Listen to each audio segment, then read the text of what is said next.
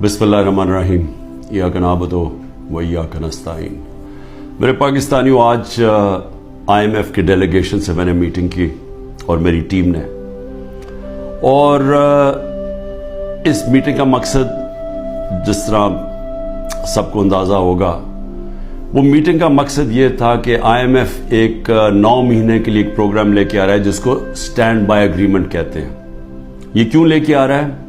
क्योंकि अगर ये IMF का अब कर्जा जो $3 अरब का इनको नहीं मिलता, तो ये याद रखें कि पाकिस्तान, जो मैं आज से साल पहले कह रहा था, बल्कि 13 महीने पहले मैंने जब कहा, तो मेरे ऊपर इन्होंने कहा गद्दारी का केस करना चाहिए।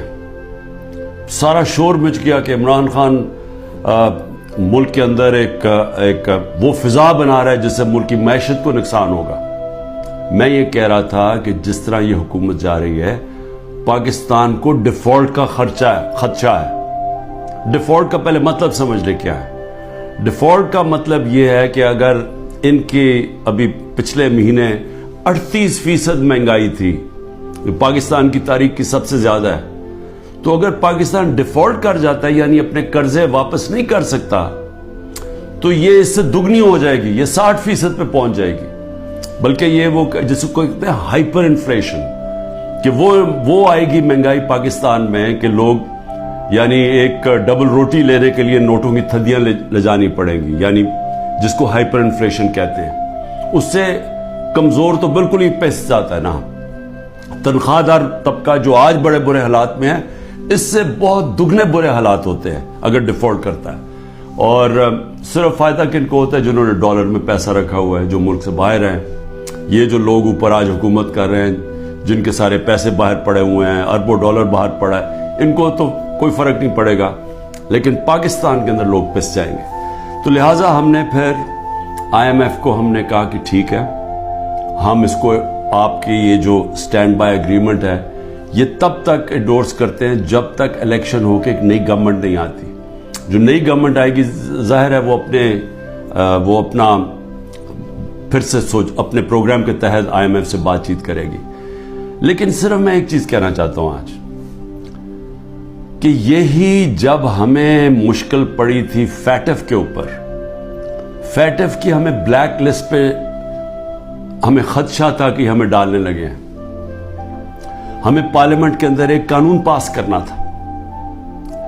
तो जब हमने ऑपोजिशन को कानून पास करने का कहा, क्योंकि अगर ब्लैक लिस्ट पे आ जाए तो वो भी पाकिस्तान में सैंक्शंस लग जाती हैं, वो फिर वही हालात बनने शुरू हो जाते हैं जो कि एक डिफॉल्ट से होते हैं, यानी फाइनेंसिंग खत्म हो जाती है बाहर से, उस चीजें महंगी हो जाती है, महंगाई होती है, गुर्बत बढ़ जाती है। तो उससे बचने के लिए हमने वो लेजिस्लेशन पास कर दी थी असेंबली में। तो जब हमने ये PDM के लोगों को कहा कि ये हमारी मदद करें ये लेजिस्लेशन पास करने में, तो इन्होंने आगे से कहा कि पहले हमें NRO दो, नैब के अंदर चेंजेस लेके आओ, जो हमारे ऊपर पहले इनके दौर के जो करप्शन के केसेस थे वो माफ करो, और अगर वो आप नहीं करेंगे तो हम आपके साथ नहीं देंगे।